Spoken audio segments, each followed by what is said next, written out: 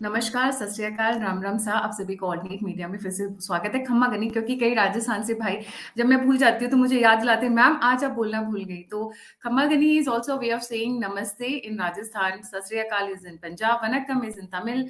सो मेरे को डाइवर्सिटी अपने देश की बहुत अच्छी लगती है, इसलिए मुझे बोलना बहुत अच्छा लगता है। और इससे पहले कि हम आगे बढ़े, मेरे सभी व्यूअर्स से रिक्वेस्ट है, please don't forget to like, subscribe and share the alternate media. मेहनत लगती है, रिसर्च करना पड़ता है, तो बस लाइक सब्सक्राइब कर दिया करें। तो इसी के साथ हम स्टार्ट करते हैं। दिल्ली में G20 होने वाला है। The world's top most leaders are going to be here. World's top most, Biden, Xi Jinping, कहा जा रहा है शायद पुतिन भी ज्वाइन कर ले। पहले वो बोले थे वीडियो कॉन्फ्रेंसिंग से करेंगे, बट अभी बात ये चल रही है अपर सर्कल्स में कि वो भी ज्वाइन कर सकते हैं। तो आप समझ सकते हैं कि दुनिया के सबसे पावरफुल लीडर्स भारत में होंगे 8 से 10 सितंबर के बीच में। इस वक्त भारत एक हॉटस्पॉट होगा, सेफ्टी, सिक्योरिटी, डेवलपमेंट, आप जो दिखाना चाहें, आप दुनिया को अपना जो बेहतरीन चेहरा दिखाना चाहें, वो हमें दिखाने की जरूरत है। इसके चलते गवर्नमेंट ने बहुत सारे वो भी किए हैं, बट कुछ अब लोग आ गए हैं जो नरेटिव अपना बिल्ड भी करना चाहते हैं, तो बहुत सारे एंगल्स हैं। और जिस तरीके से इस वक्त सेंट्रल गवर्नमेंट पे अटैक शुरू हुआ है, कई एंगल से, कई लोगों से, अमित शाह ने भी कमर कस ली है, आ जाओ बेटा मैदान में। तो he is actually into that mode. और वो ठहरे home minister, so trust me, Amit Shah से पंगा लेना बहुत लोगों को भारी पड़ता है। सो इसी इंट्रोडक्शन के साथ आशीष भाई, ओवर टू यू जी। गायत्री जी, आपको ऑल्टरनेट मीडिया के सभी प्यारे प्यारे दर्शकों को मेरा यानी डॉक्टर आशीष का प्यार भरा नमस्कार। गायत्री जी, देखिएगा, इस समय जहां पे कहते हैं ना, हमेशा एक अपॉर्चुनिटी के साथ साथ एक ऑब्स्टेकल भी साथ में आती है। यानी वो अपॉर्चुनिटी हमारे लिए है जहां पे इंडिया का नाम रोशन करने का, तो वहीं पे ये अपॉर्चुनिटी एंटी इंडिया नैरेटिव वालों के लिए भी है, किसी तरीके इंडिया का नाम डुबोने के लिए, इंडिया का नाम खराब करने के लिए। तो दोनों तरीके से अपॉर्चुनिटी है। लेकिन हमारा काम क्या है कि हम पॉजिटिव सोचते हैं, उनका काम क्या है कि वो नेगेटिव सोचते हैं। अभी आपको पता है कि बहुत टाइम से ये चीज चल रही थी कि कहीं ना कहीं जो स्लीपर सेल है वो खालिस्तान मूवमेंट का फिर से एक्टिव होता हुआ दिखाई दे रहा है अलग अलग जगह पे। ऑब्वियसली उसका जो सबसे फेवरेबल ब्रीडिंग पॉइंट है वो पंजाब एंड एसोसिएटेड प्लेसेस है, वहीं से वो शुरू होता है, वहीं से फिर वो क्रॉस स्प्रेड होता है। लेकिन अभी जो चिंता का विषय है ना गायत्री जी, कि G20 का जो समिट आपने 8 से 10 अभी सितंबर का जिक्र किया, ये दिल्ली में होने वाला है। दिल्ली में होना इसलिए भी खास है कि वैसे तो G20 की प्रेसिडेंसी जो है वो इंडिया पिछले लगभग 1 साल से कर रहा है और अराउंड 100 पोजीशंस पे, लोकेशंस पे G20 समिट्स हम कर भी चुके हैं। पर दिल्ली वाली समिट के ऊपर सबकी नजरें हैं, because Delhi being the capital of India, ये एकदम प्रोमिनेंटली सबसे ज्यादा रिमार्केबल और वेल पॉइंटेड समिट होने वाला है।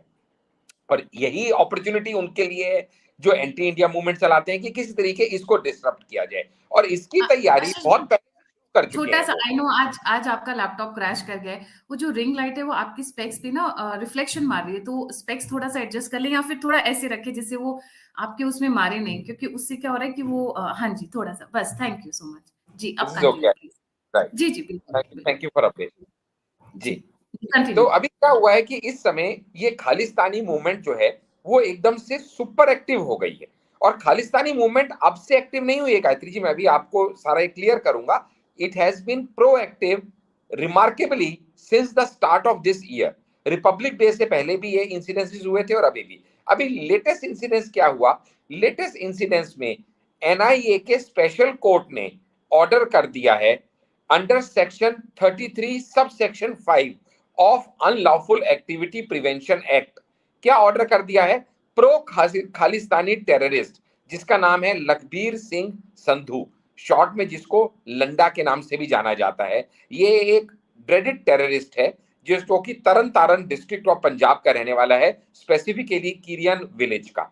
और ये एनआईए ने, स्पेशल कोर्ट ने ये इंस्ट्रक्शन दे दिया है कि इसकी सारी प्रॉपर्टी को कन्फिस्केट कर लिया जाए। ये अपने आप में एक अभूतपूर्व एक्शन है, क्योंकि जहां पे खालिस्तानी मूवमेंट से जुड़े हुए लोगों के ऊपर क्रैकडाउन शुरू हुआ है, वहीं पे उनकी एक्टिविटीज को रोकने का और सुदृढ़ निश्चय जो सेंट्रल गवर्नमेंट का है वो निकल के सामने आया है। आपको याद होगा इसी लाइन पे थोड़े दिन पहले हमने एक शो में कवर किया था कि योगी जी ने भी 1 करोड़ का फाइन उनके ऊपर लगाया जिन्होंने पाकिस्तानी और प्रो पाकिस्तानी एक्टिविटीज किया, स्लोगनिंग किया और उनकी भी प्रॉपर्टी कन्फिस्केट करना और फाइन लगाना शुरू कर दिया था योगी सरकार ने। उसी से एक स्टेप और आगे जाके अब एनआईए ने ये पहला व्यक्ति है जिसकी प्रॉपर्टी को कन्फिस्केट करने की बात करी है। और ये कोई आम व्यक्ति नहीं है, ये वो संधू है जो कनाडा में 2017 से रहता है और he is believed to be the mastermind behind the 2022 RPG attack on police intelligence headquarter. RPG attack क्या होता है? Rocket propelled grenade attack. यानी इतनी हिम्मत कि पुलिस इंटेलिजेंस हेडक्वार्टर पे रॉकेट छोड़वा दिए बंदे ने। अब सोच के देखिएगा कितने इसके हौसले बुलंद होंगे। तो ऐसे व्यक्ति के ऊपर इस समय जो एनआईए है उसने सख्ती दिखानी शुरू कर दिया है। इतना ही नहीं, एनआईए ने जितने भी प्रो खालिस्तानी टेररिस्ट ऑर्गेनाइजेशन है, जैसे बीकेआई है, केएलएफ है, खालिस्तानी लिबरेशन फोर्स, आईएसवाईएफ है, इंटरनेशनल सिख यूथ फाउंडेशन, इन सबको भी जो टेरर स्प्रेडिंग में, आर्म्स स्मगलिंग में और ड्रग ट्रैफिकिंग में इन्वॉल्व हैं, इन सबके ऊपर भी क्रैकडाउन शुरू कर दिया है। आप सोच रहे होंगे कि इतना एकदम से एनआईए सुपर एक्टिव क्यों हो गया? क्योंकि ये खालिस्तानी लिबरेशन मूवमेंट फ्रंट और ये इस तरह की चीजें तो चलती जा रही हैं काफी टाइम से। अभी रिसेंटली ये हुआ गायत्री जी कि कुछ दिन पहले दिल्ली के 5 मेट्रो स्टेशन को डिफेस किया गया और वो डिफेस करने में वहां पे प्रो खालिस्तानी स्लोगन्स जो थे वो स्प्रे पेंट से लिखे गए। और वो भी तब जबकि G20 अराउंड द कॉर्नर है। आज को आपको पता है आज ऑलरेडी 28 तारीख हो गई। So we are not talking of around 8 to 10 days maximum, हफ्ते से 10 दिन दूर रह गया है। ऐसे में ऐसी हरकत करना और वो भी 5 मेट्रो स्टेशन को डिफेस करना और उसके बाद रॉ वीडियो शेयर करना, उसकी पूरी की पूरी ओनर्स अपने ऊपर लेते हुए, ये काम था खालिस्तान लिबरेशन फ्रंट का कि भी हमने किया है। इतनी हिम्मत जिसको कि पुन्नू सिख फॉर जस्टिस नाम की ऑर्गेनाइजेशन लीड करती है, वो सबसे आगे इस काम के अंदर है और उन्होंने इसकी रिस्पॉन्सिबिलिटी भी ले ली। अब यहां से जो कहानी शुरू हुई तो तारे जुड़नी शुरू हुई कि यूं देखा जाए तो हो सकता है किसी ने शरारत की हो, लेकिन शरारत की होती तो सिख फॉर जस्टिस जो पन्नू जो सबसे हेड ऊपर मोस्ट वांटेड है इस समय हमारे खालिस्तानी मूवमेंट को लेके टेररिस्ट ग्रुप्स के अंदर, ऐसे में वो रॉ फुटेज उनके पास कहां से आई? वो उन्होंने रिलीज की। अच्छा, इससे पहले भी गायत्री जी ये हो चुका है कि रिपब्लिक डे जब 2023 का आने वाला था तो जनवरी 2023 में ही कई जगह दिल्ली में, जो कि मेनली वेस्टर्न इधर बेल्ट थी जहां पे द्वारका, जनकपुरी और ये सब एरिया पड़ता है ना, पूरा का पूरा जो क्या बोलते हैं इसको, वेस्ट दिल्ली का एरिया, उसके अंदर बहुत सारी जगह पे ये डिफेसमेंट किया गया था। और उसी नैरेटिव पे चलते हुए अब दोबारा से, और उसके टाइम पे तो जगजीत सिंह जग्गा को जो कि उत्तराखंड का रहने वाला है और नौशाद को जो जहांगीरपुरी का, इन दोनों को अरेस्ट भी कर लिया गया था। लेकिन इसके बाद अब जब ये दोबारा से एक्टिविटी शुरू हो गई है तो हमें ये भूलना नहीं होगा गायत्री जी कि पास्ट में ऐसी कितनी एक्टिविटी ये कर चुके हैं। जैसे कि इंडियन कॉन्सुलेट जो सैन फ्रांसिस्को का था यूनाइटेड स्टेट में, वहां पे आर्सन कर दिया था ये प्रो खालिस्तानी मूवमेंट के लोगों ने। उसके बाद वायलेशन कर दिया था सिक्योरिटी पेरीमीटर का इंडियन हाई कमीशन का ओंटारियो में 23 मार्च को, जहां पे स्मोक बॉम्ब्स और वो सब पाकिस्तानी प्रोटेस्टर्स ने यूज किया था। इसके अलावा भी कितनी बार ऐसा हो चुका है। आशीष भाई बहुत जगह अटैक कर चुके हैं, मैं उस डिटेल में, क्योंकि मैं उसको कवर कर चुकी हूँ और क्योंकि मेरे व्यूज बहुत रेगुलर है तो मैं रिपीट नहीं करूंगी। राइट जी, राइट बट राइट। इंडिया में रिपब्लिक डे वाली बात बहुत कम गायत्री लोगों को पता है। This is again point to be noted कि रिपब्लिक डे से पहले भी ये तैयारी कर कर बैठे हुए थे और नहीं G20 की करके बैठे थे गायत्री जी, तैयारी नहीं करके बैठे थे। बहुत जगह पे इन्होंने डिफेसमेंट किया था, पोस्टर्स लगाए थे और 2 लोगों को अरेस्ट भी किया गया था। और उसके बाद अब ये तारे सब जोड़ी जा रही हैं कि इसका मतलब जो इनका स्लीपर सेल था वो अब एक्टिवेट हो चुका है, क्योंकि ये जो इंसिडेंसेस हैं इनकी फ्रीक्वेंसी बहुत ज्यादा बढ़ गई है। और उसी के चलते हुए एनआईए की जो एक्शंस है ना गायत्री जी, वो इतनी ज्यादा अब तेज हो गई हैं, जो हमारे लिए एक राहत की सांस है। और वो ये कि जो भी इस तरह की एक्टिविटीज हुई हैं जिसमें कनाडा में, पाकिस्तान में, अमेरिका में इस तरह के एसोसिएटेड लिंक्स पाए गए हैं, वहां सब जगह पे क्रैकडाउन की एनआईए ने तैयारी कर लिया है और ऑलरेडी ऐसे लोगों की लिस्ट भी बना ली गई है। और आपके व्यूअर्स की जानकारी के लिए बता दूं कि ऐसे 21 लोगों की लिस्ट रेडी एनआईए ने ऑलरेडी कर ली है। ये कोई स्पेकुलेशन नहीं है, ये मैं कोई मनगढ़ंत बातें नहीं कर रहा। और अगर इसको और ऐड करूं तो आपके जो व्यूअर्स जाना चाहें तो एनआईए ने अपनी वेबसाइट पे विद नेम विद पिक्चर्स ऐसे लोगों के नाम ऑलरेडी डिक्लेयर कर दिए हैं, जिसमें सबसे टॉप पे इसी पन्नू का नाम है जो कि 6 फॉर जस्टिस है, फॉलोड बाय लखबीर सिंह जिसकी प्रॉपर्टी कन्फिस्केशन की अभी ऑर्डर आए हैं एनआईए द्वारा, followed by Mandeep Singh, then Satnam Singh, then Amrik Singh and so on and so forth. यानी ऑलरेडी उन लोगों को आइडेंटिफाई करके क्रैकडाउन की तैयारी हो गई है। एनआईए ने गायत्री जी 5 मेंबर्स की टीम ऑलरेडी इसके लिए कॉन्स्टिट्यूट भी कर दी है।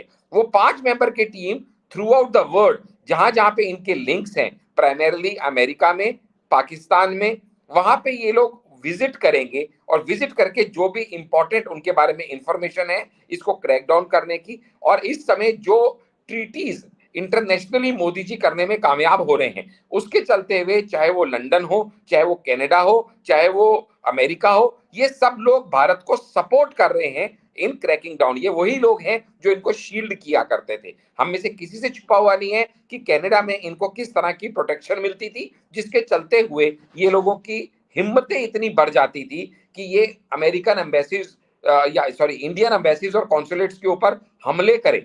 अभी रिसेंटली जब एक जगह तो इंडियन डायस्पोरा ने इनके हमले को नाकामयाब करते हुए वहां पे जब इन्होंने गैदरिंग किया कि भाई हम बर्बादी कर देंगे, फलाना कर देंगे, धमकाना कर देंगे, लेकिन वहीं पे इंडिया के लोग वहां पहुंचे और उनकी स्लोगनिंग के आगे ये आउटनंबर हो गए और इनको वहां से अपने मंसूबों को छोड़ते हुए वहां से भागना पड़ा। सारे यहाँ पर आशीष भाई, यहाँ पर मैं ऐड करना चाहूंगी क्योंकि वो वीडियो बहुत वायरल था और मैं उस वक्त कवर नहीं कर पाई थी वो पॉइंट पूरे के।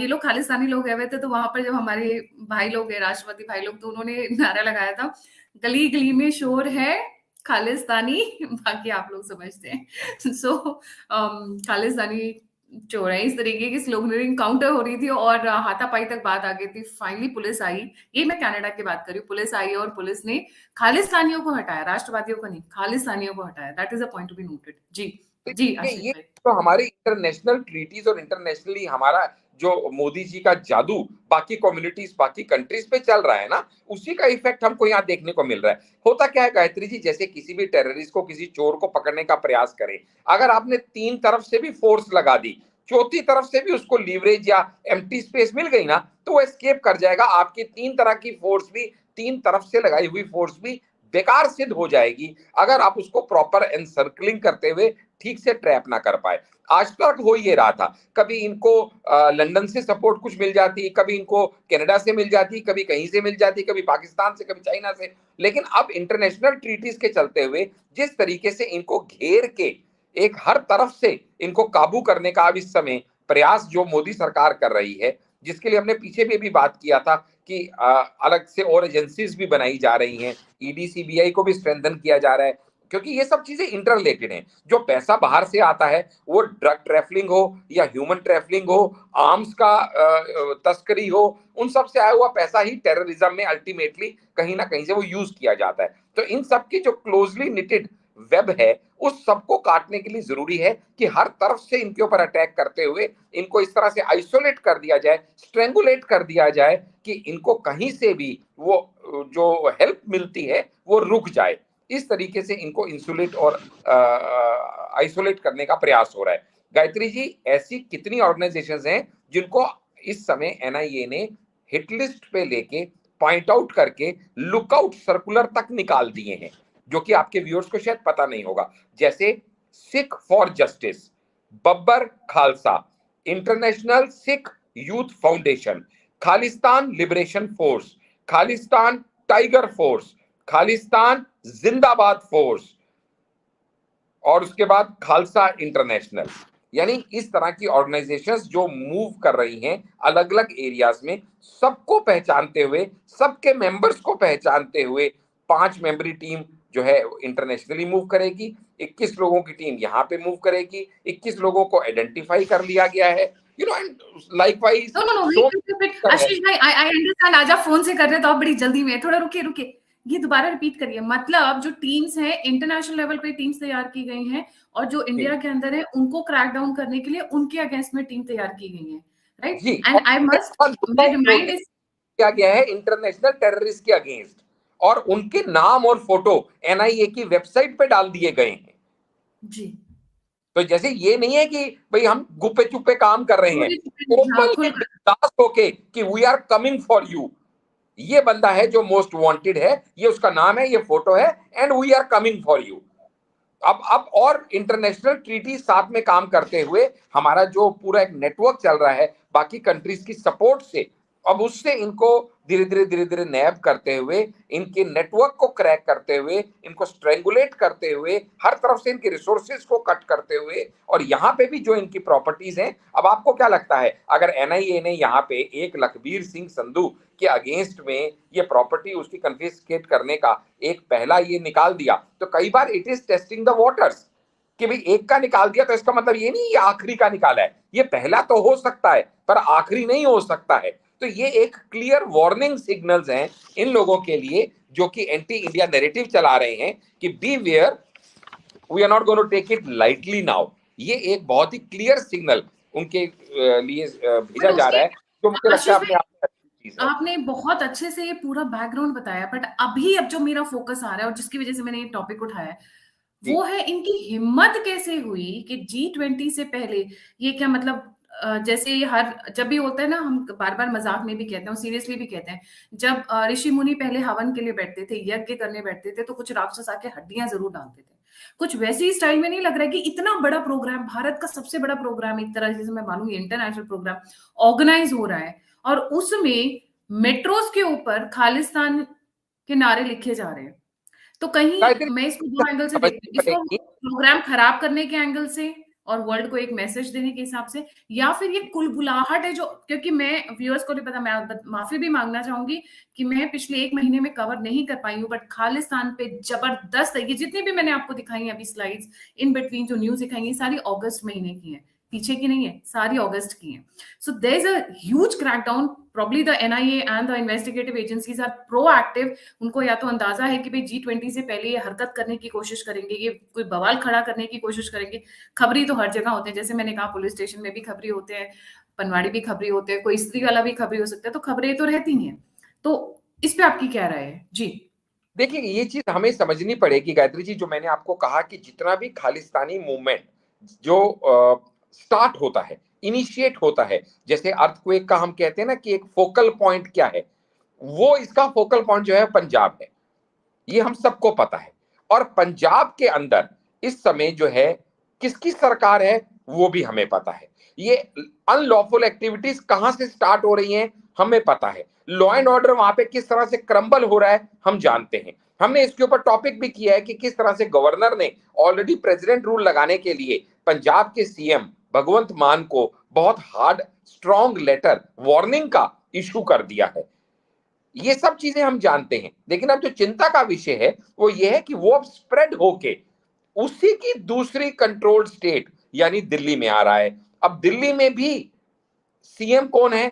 आम आदमी पार्टी का अरविंद केजरीवाल। तो ये दोनों का कनेक्शन कहीं ना कहीं आपके व्यूअर्स को बहुत क्लियरली समझ में आ रहा होगा कि कहां से चीज स्प्रेड होके कहां जा रही है। यहां दिल्ली में लिक्वर पॉलिसी आई जिसको हमने अपोज किया, बीजेपी ने अपोज किया, जनता ने अपोज किया, और उसके अंदर बहुत सारी इरेगुलरिटीज पाने की वजह से उन्हें रोल बैक करना पड़ा। तो उन्होंने सिमिलर पॉलिसी पंजाब में निकाल दी। पंजाब में इससे भी बुरा हाल करते हुए वहां पे हमने डिस्कस किया था कि गवर्नमेंट लिक्वर वेंट्स पे ड्रग्स मिलने लग गई। आपको याद होगा आपके व्यूअर्स को कि जब आम आदमी पार्टी शुरू में आई थी और इनके आपस में क्रैकडाउन हुआ था, तो बहुत बार ये बात भी आई थी, खासकर कुमार विश्वास, नाम लेके बताऊंगा, कुमार विश्वास जी ने ये बात कही थी कि मैं चैलेंज देता हूं अरविंद केजरीवाल को कि अगर अब पंजाब में उसकी सरकार आ गई है, जो कि वो कहता था पंजाब में सरकार आएगी तो देखना मैं क्या क्या कर दूंगा, तो अगर आप पहले ये अपना स्टैंड क्लियर कर दो कि क्या आप खालिस्तान प्रो खालिस्तानी हो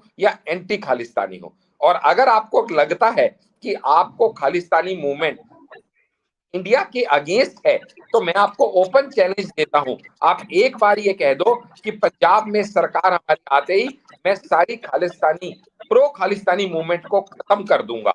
ओपन चैलेंज दिया था कुमार विश्वास ने, लेकिन इसके बावजूद भी अरविंद केजरीवाल या उसके सरकार के किसी भी मंत्री इंक्लूडिंग द चीफ मिनिस्टर भगवत मान द्वारा इस तरह की कोई भी एश्योरेंस नहीं दी गई। उल्टा हमने देखा कि जो लोग खालिस्तानी मूवमेंट को बढ़ावा दे रहे हैं उनको कैसे यहाँ प्रोटेक्शन दी जा रही थी, वहां पे आपके राज में कैसे पुलिस स्टेशंस पे हमले किए जा रहे थे। और आप सोच के देखिएगा, इतना ड्रेडेड क्रिमिनल जिसको वहां से पकड़ा उठाया, आज वो पंजाब की जेल में ना होके असम की जेल में क्यों है, और वहां पे भी एक एक चीज उससे धीरे धीरे अब उगलवाई जा रही है, जिससे क्रैकडाउन में आगे आगे और ज्यादा मदद मिलने वाली है। यही पंजाब गवर्नमेंट के मुंह पे एक थप्पड़ है कि तुम्हारे वहां से क्रिमिनल ले जाके अगर असम जेल में रख दिया जाता है तो ये समझना पड़ेगा कि सेंटर को ऐसा क्यों करना पड़ा, क्यों तुम्हारी जेल एडमिनिस्ट्रेशन, तुम्हारी पुलिसिंग पे इतबार नहीं रह गया है।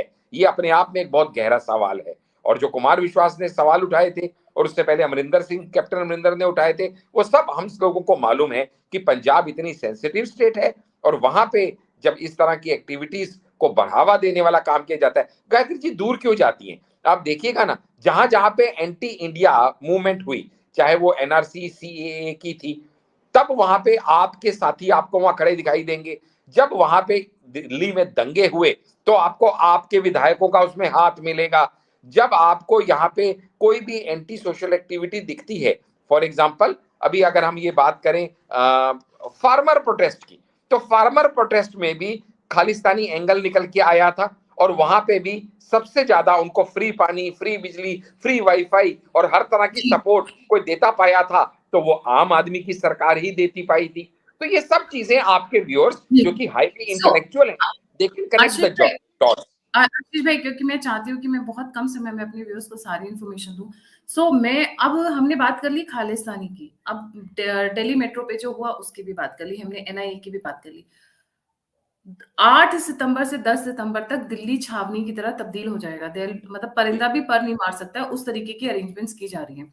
उसके लिए already prime minister Modi ji ने हाथ जोड़कर दिल्ली वासियों से मदद भी मांगी है और माफी भी मांगी है कि भाई हमें ये 2-3 दिन चाहिए जिससे हम प्रोग्राम अच्छे से ऑर्गेनाइज करें। सुप्रीम कोर्ट भी बंद रहने वाला है। इस पे आपका रिएक्शन क्या है? That is point to be understood. देखिए ये बहुत जरूरी है। मैं तो इतना तक कहूंगा, आप तो लॉ एंड ऑर्डर की बात कर रहे हैं, आप अगर दिल्ली के वासियों से पूछें, जैसे मैं दिल्ली का वासी हूं, जब हम मेन मार्केट्स में कमला नगर वगैरह जाते हैं तो रेडी पटरी वाले भी हट गए हैं, वहां से वो भी क्लीनलीनेस हो गई है। अगर आप एमसीडी ड्राइव की बात करें तो सेंटर के ऊपर इंस्ट्रक्शंस पे कितने एरियाज ऐसे लोकेट किए गए हैं जहां पे स्ट्रे डॉग्स ज्यादा हैं, उनको भी वहां से रीएलोकेट किया जाएगा, उठाया जाएगा, कहीं और हफ्ता 10 दिन के लिए रखा जाएगा। पहले मिशन था कि 15 दिन 20 दिन रखा जाएगा, पर ह्यूमन एक्टिविटीज की तरह जैसे एनिमल एक्टिविटीज होते हैं उन लोगों ने कुछ पंगा डाला करके, तो अब वो 6-7 दिन के लिए ऐसा करेंगे, वो है करके। बट कहने का मतलब ये है कि चाहे इतनी बारीक तैयारियां हो, चाहे वो वॉल पेंटिंग्स हो, चाहे वो सफाई को लेके हो, चाहे वो ब्यूटिफिकेशन को हो, और law and order is the prime important thing. तो ऐसे में दिल्ली वालों को ये पता है। देखो, हर हर व्यक्ति जानता है कि जब उसके घर के पास से कोई फ्लाईओवर निकल रहा होता है गायत्री जी, जो नया बन रहा होता है, तो थोड़े दिन के लिए असुविधा जरूर होती है। हम अपना घर भी नया बनाते हैं तो थोड़े दिन के लिए असुविधा होती है, लेकिन वो असुविधा किस लिए होती है? हमारे भविष्य को और अच्छा उज्जवल बनाने के लिए होती है। ठीक इसी तरीके से G20 समिट की जो इंपॉर्टेंस है वो हर दिल्ली वाला समझता है, और खासकर G20 समिट दिल्ली में होने की जो रेलेवेंस है वो हर किसी को पता है। पूरे वर्ल्ड की इस तरफ निगाहें हैं।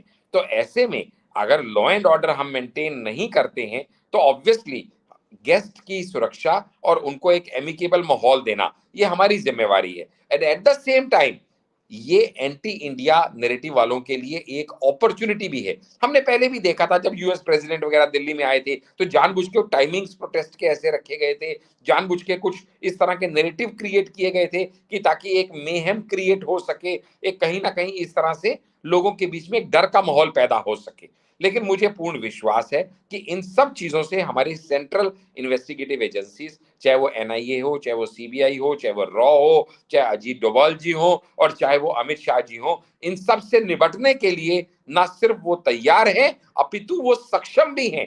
और वो हम पहले भी कई बार देख चुके हैं। देखिए गायत्री, जब भी रिपब्लिक डे परेड होती है, जब भी 15 अगस्त होता है, इस तरह की थ्रेट परसेप्शन हमेशा होती है। लेकिन आपने फिर भी कभी सुना नहीं होगा कि 15 अगस्त या 26 जनवरी, गॉड फॉरबिड, भगवान ना करे, कभी ऐसा हो कि इन दिनों पे कोई मेजर टेररिस्ट अटैक या कुछ इस तरह से हो। हाँ, फार्मर प्रोटेस्ट में हम गुडविल में मारे गए, ये समझते हुए कि ये अपने ही लोग हैं, ये कुछ ऐसी हरकत थोड़ी करेंगे, तो वहां पे एक अननेसेसरली एक इश्यू, एक सिचुएशन जरूर क्रिएट हो गई थी। लेकिन दूध से जला छाछ से बच के निकलता है, और सेंट्रल गवर्नमेंट ने अब अपना पाठ ले लिया है कि किस तरह, कैसे सिचुएशंस पे कितना ट्रस्ट करते हुए अपनी फोर्सेस को कितना स्मार्टली अलाइंड रखना है फॉर एनी कंटिजेंसी व्हाटसोएवर। तो मुझे लगता नहीं है, थोड़ी असुविधा जरूर होगी दिल्ली वालों को, थोड़े रास्ते बदले जाएंगे, थोड़ी डाइवर्जन्स होंगी, कोई क्लोजर्स होंगे, but at the end of the day everything will pass off very peacefully with the efforts of the central agencies and with the prayers of each Indian like you and me and all those who think in the best of interest of India. ये this is a आशीष भाई, this is a very proud moment. आप सोचिए दिल्ली में इस वक्त, मतलब अगर मैं बोलूं अक्रॉस द वर्ल्ड हम 4-5 लीडर्स की ज्यादा बात करते हैं। बाइडेन सबको पता है, Putin obviously the handsome smart man of Russia, and then Xi Jinping सबको पता है, एंड देन मोदी। इन्हीं 4 लीडर्स के बारे में ज्यादातर बात होती है जब भी बात होती है जियो पॉलिटिक्स की, और ये चारों के चारों दिल्ली में होंगे। So can you imagine the kind of preparations जो भी चल रही होंगी, और ऑब्वियसली सेफ्टी एंड सिक्योरिटी सबसे पैरामाउंट है। अभी रिसेंटली साउथ अफ्रीका में हुआ ना, उनके जब बॉडीगार्ड्स को उनके साथ घुसने नहीं दिया गया शी जिनपिंग के, तो कितने एकदम तिल मिलाए हुए थे। सो मच हो कि उन्होंने उसके बाद 2 मीटिंग्स अटेंड नहीं की। कहा जा रहा है, ऐसे कुलबुलाहट है कि चाइना में उनके ऊपर अटैक की बात चल रही है, इसलिए वो अपनी सेफ्टी सिक्योरिटी को लेके बहुत ज्यादा पैरानॉइड भी रहते हैं। क्योंकि आपने ये बातें ऐड की, तो उसमें मैं एक पॉइंट और ऐड करना चाहूंगी। It is not just Delhi के लोग, इंटरनेशनल नेशनल फ्लाइट्स भी कम से कम 200 इंटरनेशनल फ्लाइट्स को उन 3-4 दिनों के लिए रीअरेंज कर दिया गया कि they'll be hardly flying out and there'll be hardly what do you say movements of any kind। वो चाहते हैं कि इसको छावनी बनाकर रखें। शमित गुप्ता जी कह रहे हैं कि पुतिन जी नहीं आएंगे। शमित जी, लेट मी करेक्ट यू, अभी कंफर्मेशन कोई भी नहीं आए हैं। बात ज्यादा ये चल रही है कि वो नहीं आएंगे, but there is also a likelihood that he might come in order to honor Modi ji's request। Coming to the next point, चीज और डेवलपमेंट हुई है। देखिए, खालिस्तानियों का जो सबसे बड़ा स्टिकिंग पॉइंट है वो है 1984 के रायट्स। उस पे भी मोदी गवर्नमेंट ने दांव खेल दिया है। आशीष भाई, आप इलैबोरेट करना चाहेंगे? सॉरी, मैं कुछ और सोच रहा था, आई डिडंट हाँ, गेट। नहीं, आई अंडरस्टैंड जी। आप अभी फोन से कर रहे तो थोड़ा सा इशू हो जाता है।